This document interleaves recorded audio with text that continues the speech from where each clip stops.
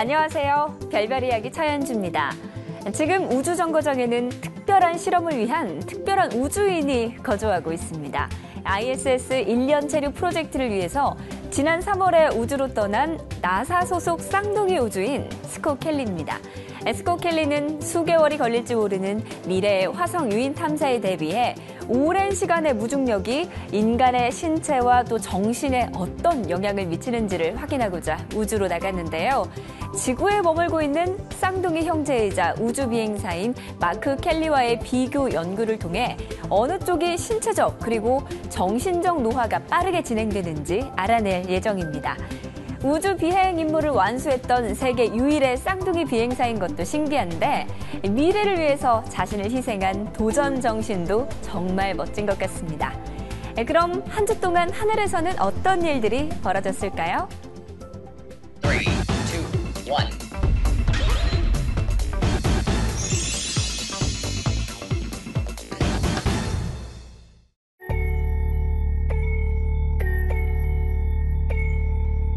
미 항공우주국 나사가 푸른 지구의 모습을 담은 새 위성 사진을 공개했습니다. 이 사진은 심우주기후 관측 위성에 실린 지구 다색 이미징 카메라를 이용해 촬영한 것으로 지구로부터 160km 떨어진 곳에서 본 지구의 모습을 담고 있습니다.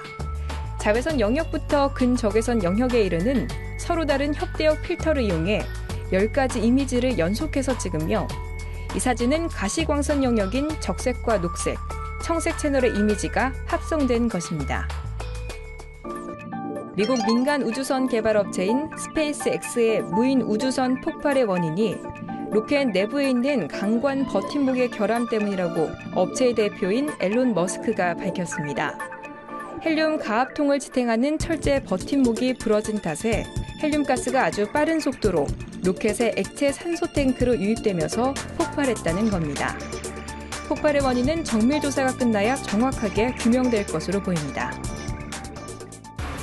러시아 재벌 유리 밀러가 외계인 존재 여부를 확인하기 위해 1억 달러, 약 1,150억 원을 든 세계 최대 프로젝트를 시작했습니다. 영국 런던 왕립학회에서 출범을 알린 돌파구 듣기 프로젝트는 외계인의 존재를 확인하려는 과학자들의 연구에 자금을 지원하게 됩니다. 이번 계획에는 첨단 망원경에 자원봉사자 900만 명의 컴퓨터가 결합해 100억 개의 주파수로 우주를 탐색할 수 있는 지구 연합 슈퍼컴퓨터 역할을 하게 됩니다. 우주에서 지구에만 생명체가 존재하는 걸까? 먼 우주 저편 어딘가에도 생명체는 있지 않을까? 인류의 오랜 궁금증 중에 하나인데요.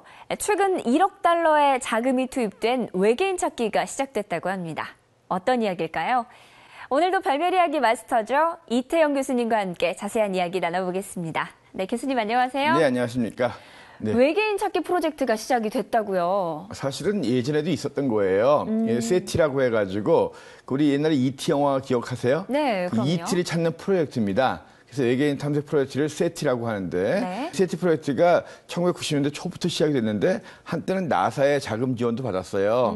그리고 이제 유명한 칼 세이건 박사라든가 네. 그다음에 그 스필버그 감독 이런 감독이 같이 하면서 굉장히 1990년대에는 많은 사람들이 호응을 했습니다. 네. 그리고 이제 수많은 우주에서 들어오는 전파 자료들을 갖다 분석하기 위해서 전 세계의 그 네티즌들이 세티 앳 홈에서 화면 보호기를 다운받아가지고 컴퓨터가 쉴 때 화면 보호기 기능을 하면서 네. 그때 그 데이터를 분석하는 전 세계를 네트워크로 엮는 그런 일들을 했었거든요. 그럼 이번 프로젝트는 뭐가 다른 건가요? 예, 그때 했는데 이것이 자금이 줄어든 거죠. 네. 예전에 1997년도인가 그 컨택트라는 영화가 나온 적이 있습니다. 네. 그 외계인 탐색하는 거 전파망경 나오거든요. 그렇죠. 조디 포스터 나오는 아주 유명한 영화인데요. 네. 지금 요즘 세대들은 잘 모르겠지만 거기 그 영화에서도 자금이 끊겨가지고 탐색이 어려워지는 얘기가 나와요. 네. 그래서 우리 은하계에만 별이 1,000억 개가 넘습니다.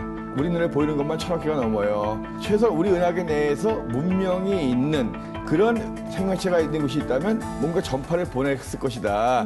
그 수많은 별들 중에서 전파를 찾아내는 거예요. 얼마나 많은 시간이 걸리겠습니까? 그리고 그러니까요. 그 많은 우주에서 들어오는 그런 신호들 중에서 인공적인 신호를 찾아내는 거거든요. 해변에서 모래밭에서 모래 찾는 거 더 힘들어요.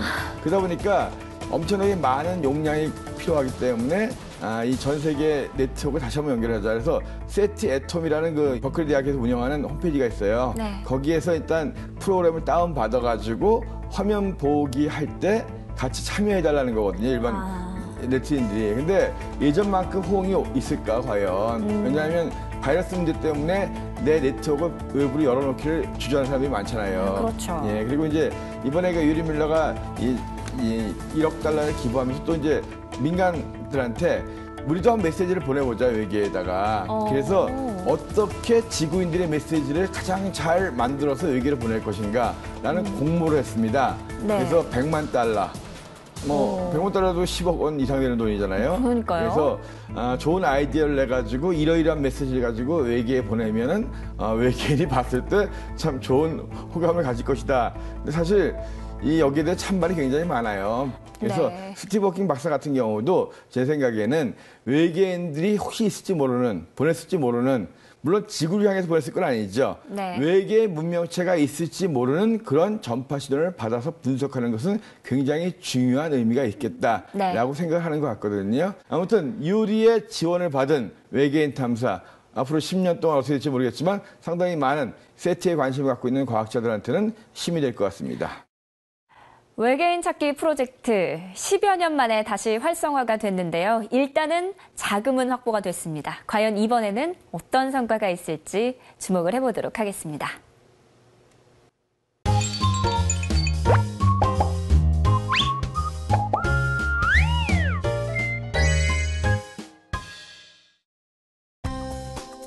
공중에 둥둥 떠다니는 것이 무엇일까요? 멕시코 전통 음식 토르티아입니다. 개별 포장된 완두콩과 버섯, 밥을 하나씩 꺼내고 날아다니는 음식을 계속해서 붙잡습니다. 마지막으로 닭고기를 얹고 재료들이 떨어지지 않게 조심스럽게 반으로 접으면 우주에서 만드는 요리 완성! 접시는 따로 없이 맛있게 먹기만 하면 됩니다. 우주에서 만드는 요리, 참 신기하죠? 우주를 여행하는 건 누구나 한 번쯤 꾸는 꿈일 겁니다. 그런데 우주 여행을 하게 된다면 포기해야 할 것들도 있습니다. 신선한 야채와 과일, 그리고 시원한 물줄기를 맞으면서 하는 샤워, 찬란한 햇빛, 싱그러운 비, 그리고 바로 내린 진한 향의 커피 한 잔도 말이죠. 그런데 지난 4월에 국제우주정거장에 에스프레소 머신이 배달되면서 커피 한 잔에 대한 우주인들의 꿈이 이뤄졌습니다. 이번에는 이탈리아 우주인 사만다 크리스토포레티가 인터넷을 통해 우주정거장에서 요리하는 영상을 올려서 화제가 되기도 했는데요. 네, 교수님, 요즘 한국에서는 또 쿡방이 대세잖아요. 우주의 쿡방도 이제 시작이 됐네요. 네, 제가 요즘 세대가 아니라서 쿡방을 잘 모르지만 이 사만다 크리스토퍼레티가 이 우주에서 그 요리하는 모습을 동영상을 올렸죠. 그래서 네. 많은 사람들이 관심을 가졌다고 하는데 사실 요리라고 한다면 처음부터 우리식으로 한다면 다 재료를 썰고 볶고 네. 끓이고 하는 게 있어야 하는데 그렇죠. 우주의 요리는 그렇게 못하죠. 그럼 어떻게 하나요? 그러니까 화면에서 보는 것처럼 우주의 요리는 있는 재료를 가지고 섞는 겁니다. 그래서 빵같이 생긴 거 위에다가 이 재료 저 재료 갖다가 담는 부분인데요. 우주는 거의 중력을 느낄 수 없기 때문에 네. 모든 재료가 둥둥 떠 있죠. 그러니까요. 그래서 섞는 것도 힘들 것 같아요. 예, 그래서 이제 빵에다 이 밀가루에다 바르는 건데 네. 바르다 보면 중간에 떠다니기도 하고. 근데 이게 굉장히 이분이 노련한 것 같아요. 연습을 많이 한 것 같습니다. 적당히 손에서 멀어질 때쯤 되면 숟가락으로 잡아오기도 하고 이 멀티가 돼야 돼요. 네. 이 눈이 일리 갔다 저리 갔다가. 그래서 정신이 없을 것 아무튼 간에 같은데요. 이 사만다 크리스토퍼레티는 상당히 그런 걸 잘하는 것 같습니다. 그리고 많이 연습을 해왔던 것 같아요. 근데 별로 그래봤자 맛있을 것 같지는 않습니다. 역시 음식은 지구에서 이 재료를 되게 해먹는 게 나을 것 같습니다. 네, 뭐 우주밥 크 선생 정도로 예. 이름을 붙여줘도 될 것 같은데 네네네. 그런데 음식을 만드는 것도 다르지만 네. 먹는 것도 다를 것 같아요. 그러니까 우리는 땅에서 먹다가 잘못해서 재채기를 한번 하면 우주에서 난리가 납니다. 다 튀기면 그 부스러기 못 잡거든요. 그러니까요. 그중에 습기 같은 것들이 물기 같은 것들이 기계에 튀면 또 망가질 수도 있기도 네. 하고. 근데 어쨌든 그냥 먹는 것도 그러니까 굉장히 조심스럽게 먹어야 되고 대부분의 음식들은 튜브 속에 있습니다. 그래서 짜내듯이 해가지고 이 바깥으로 안 튀게끔. 네. 그래서 만드는 것도 힘들지만 먹는 것도 튀지 않게, 그다음에 떠다니지 않게. 그래서 이 튜브로 먹든가 아니면 상당히 조시해서 먹어야 됩니다. 그런데 음식을 먹을 때 아무래도 물을 같이 먹어야 되잖아요. 물이 아무래도 우주에선 부족할 것 같은데 그렇죠. 이 부족한 물을 해결하기 위해서 특별한 걸 재활용한다고 들었거든요. 잘 재활용할 수밖에 없죠. 우리가 보통 하루에 1리터의 물을 마신다고 하면 그렇죠. 1리터의 물을 마시면 100일 동안 있으면 100리터란 말이에요. 네. 그 사람이 마시고 그러니까 엄청나죠. 물만 해더라도. 그렇죠. 그래서 결국은 물을 재활용할 수밖에 없습니다. 지구에서 물을 재활용하는 방법은 비가 오면 빗물에 갖다가 모았다가 쓸 수 있죠. 네. 우주에는 비도 안 옵니다. 그러면- 결국 물은 결국 딱 두 가지밖에 없어요. 우리 몸으로 들어간 물은 소변으로 배출되거나 아니면 땀으로 배출되는 수밖에 없죠. 네. 그래서 땀을 모을 수는 없잖아요. 그렇죠. 결국은 소변밖에 없습니다. 그래서 소변을 재처리해가지고 다시 마시는. 근데 참 찝찝하긴 할 것 같아요. 그러니까요.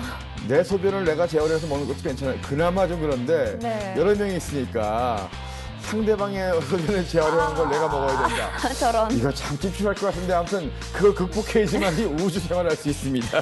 아, 그렇군요. 그것도 보통 일이 아닐 것 같은데요. 이번에 커피잔에 우주 최초 커피를 마시게 된 사만다 크리스토포레티.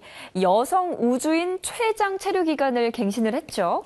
예, 여성 우주인뿐만이 아니라 이제 그 ESA, 그러니까 유럽 우주국 쪽에서는 가장 오래 체류했다라고 합니다. 네. 작년 11월부터 올 6월 돌아올 때까지 199일 동안을 우주에 머물렀었어요. 와, 대단하네요. 좀 더 일찍 올 수 있었지만 화물기가 한번 고장나고 하면서 연기가 돼가지고 6월 11일 날 지구로 돌아왔죠. 그래서 199일.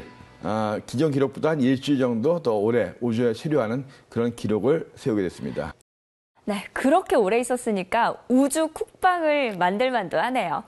네, 다음 시간에는 또 어떤 신기하고 재미있는 영상이 우리를 찾아올까요?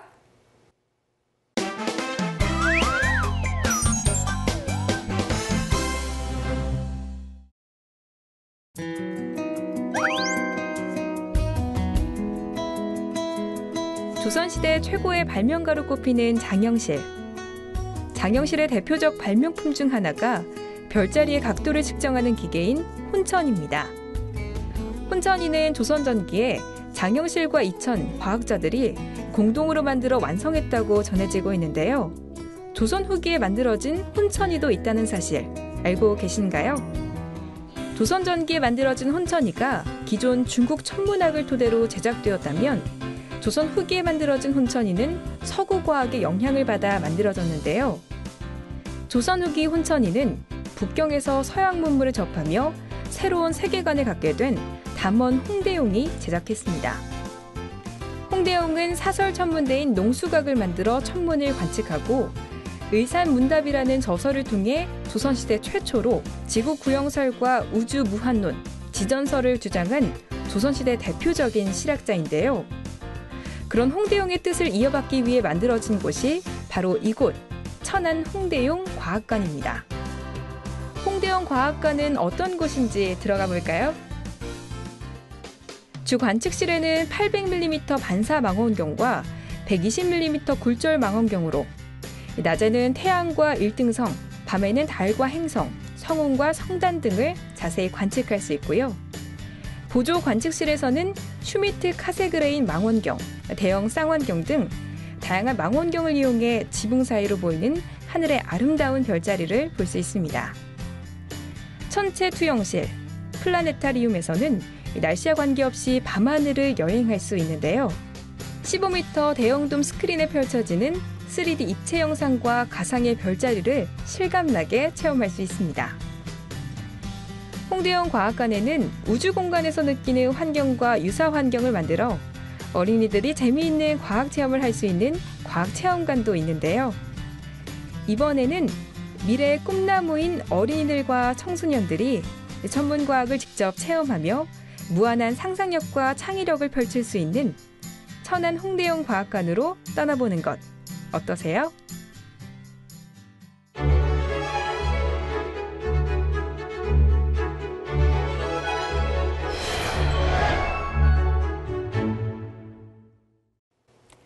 김홍도, 김득신과 함께 조선 3대 풍속화거로 불리는 해원 신윤복. 김홍도가 서민들의 풍속을 다뤘다면 신윤복은 양반층의 풍속과 남녀 간의 연애를 주로 다뤘습니다. 오늘 이야기할 월하정인도 남녀 간의 연애 이야기를 다뤘는데요. 눈썹달이 침침하게 내리비치고 있는 야밤중에 등불을 비춰든 선비 차림의 젊은이가 쓰개치마를 둘러쓴 여인과 단모퉁이를 돌아가고 있는 모습. 이들이 어떤 사이고 어디로 가는지 알 수는 없지만 호젓한 곳에서 남의 눈을 피해 은밀히 만나야 하는 사람들인 것만은 틀림이 없는 듯합니다. 월침침 야삼경 양인심사 양인지. 달은 기울어 밤 깊은 삼경인데 두 사람 마음은 두 사람만이 알리라. 두 사람만이 아는 마음. 이 그림 속 두 사람도 연인인 듯 보이죠? 그렇다면 월화 정인으로만 비춰봤을 때 이 두 사람이 데이트를 한 날짜 언젠지 알 수 있을까요? 천문학적인 시점만 가지고 이제 판단하자면 달이 보이는 것은 해 때문에 보이는 거예요. 근데 달이 그래서 달의 둥근 쪽에 해가 있어야 정상입니다. 이 월화정인의 그림 속에 나온 달은 초승달 모양으로 한쪽만 볼록한 눈썹 모양인데 이것이 위를 향하고 있습니다. 그렇다면 결국 뭐냐면 해가 위에 떠 있어야 된다는 거죠. 네. 해가 위에 떠 있다면 당연히 낮이어야 합니다. 밤에는 저런 모양의 달이 있을 수가 없거든요. 근데 분명히 그래서는 월침침 야상경, 야상경이라고 했단 말이에요. 야상경은 무엇이냐면 우리가 시간을 할 때는 자시라고 합니다. 네. 자축인묘 진서음이 신유술해 들어보셨죠? 네, 그럼요. 이 중에서 술해 자축인 요거를 야오경이라고 하는데 그중에 세 번째 들어가는 자시가 바로 야상경이에요. 그래서 한밤중에 저런 모양의 달이 위를 향하고 있다. 말이 안 되는 거죠. 네. 그래서 둘 중에 하나입니다. 잘못 그렸거나 아니면 뭔가 특별한 저런 달이 있은 날 그렸거나 네. 그래서 잘못 그렸다는 건 뭐 그건 뭐라고 판단할 수가 없고 저런 달이 과연 있을 수 있느냐 야상경 무렵에 그렇다면 결국은 월식밖에 없어요. 보름달이 가장 높이 뜰 시간이 자시 무렵이거든요. 그래서 보름달이 뜬 날 저런 일이 벌어지는 일이 과연 있을까? 우리나라는 이 월식이나 일식이 있으면 다 기록이 남아 있습니다. 굉장히 그 왕이 제사를 지내면서 나라에 안 좋은 일이 생길 수 있다라고 해가지고 여러 가지 기록을 하면서 제사를 지냈거든요. 근데 신윤복이 살아있는 한 100년 정도 동안에 저런 일이 1784년하고 1793년에 있었는데 84년 같은 경우에는 비가 왔기 때문에 기록이 없어요. 근데 1793년 8월 21일은 비가 오다가 오후 4시쯤에 멈췄다. 그래서 그날 밤에 월식이 있었다는 기록이 있거든요. 그리고 또 이제 또 한 가지 증거는 뭐냐면 저게 보름달이라면 보름달은 해와 반대편에 떠요. 그러다 보니까 해는 겨울에 낮게 뜨잖아요. 그 대신에 겨울에 보름달은 높게 뜹니다. 네. 여름에는 해가 높이 뜨죠. 여름에 보름달은 낮게 떠요. 그래서 1793년 8월 21일 한여름에 보름달입니다. 이게 낮게 뜨고 처마 옆에서 보이는 거거든요. 그 다음에 월식이었기 때문에 볼록하게 위에만 보이거든요. 근데 월식도 그때부터 모양이 다 틀려요. 근데 1793년 8월 21일의 월식은 거의 밤 12시 무렵에 이 모양이었어요. 그래서 이거는 분명하게 신윤복이 보고 그렸다면 이거는 월식 있는 날 1793년 8월 21일이다. 이 두 남녀는 분명히 월식 전에 만났을 거예요. 그래서 달이 밝아서 둘이 데이트하다 보니까 달이 점점 가려지는 거죠. 근데 데이트하다 보면 달이 가려지는지도 몰라요. 왜냐하면 달이 저 정도 가려졌다고 해가지고 갑자기 껌껌해지는 거 아니기 때문에. 그래서 아무튼 두 남녀는 이 1793년 8월 21일 날 밤 12시 무렵에 만났을 것이다. 네. 만약 보고 그렸다면 달의 모양과 그다음에 여러 가지 정황상 그 날짜밖에 없다. 그런 겁니다. 신윤복 월화 정인 속 두 남녀는 1793년 8월 21일 자정 무렵에 데이트를 했던 걸로 추정됩니다.